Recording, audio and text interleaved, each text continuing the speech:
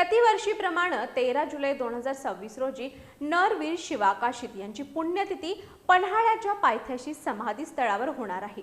यानंतर दिवसभर विविध कार्यक्रमांचं आयोजन करण्यात आलं असून शिवा काशीद यांना आदरांजली म्हणून 13 जुलै या दिवशी महाराष्ट्रातील सर्व सलून बंद ठेवण्याचा निर्णय नाभिक महामंडळाच्या वतीने घेण्यात आलाय।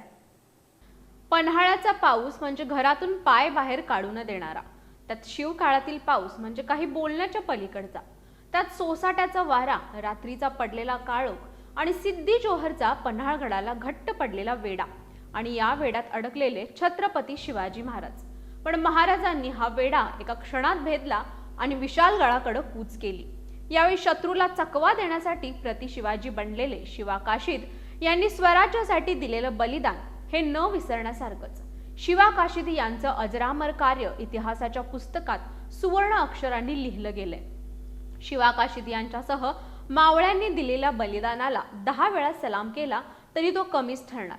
त्यामुळे अशा स्वामीनिष्ठ शिवा काशीद यांच्या अलौकिक अशा कार्याच्या आठवणीला उजाळा देण्यासाठी आणि त्यांना खऱ्या अर्थानं आदरांजली वाहण्यासाठी महाराष्ट्र राज्यातील सर्व सलून 13 जुलै रोजी बंद ठेवण्याची घोषणा नाभिक महामंडळाच्या वतीने करण्यात आली आहे।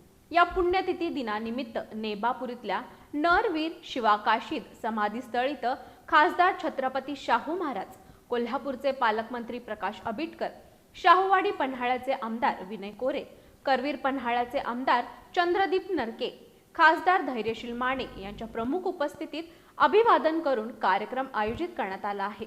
तर शिवा काशीद यांच्या शौर्यशाली इतिहासाचा आदर राखत संपूर्ण महाराष्ट्रातील सलून दुकानं बंद ठेवण्याचं आवाहन प्रदेशाध्यक्ष सयाजी झुंजार यांनी केलंय। कट्टा न्यूजसाठी पन्हाळ्याहून कॅमेरामॅन दशरथ खुटाळेसह किरण मस्कर।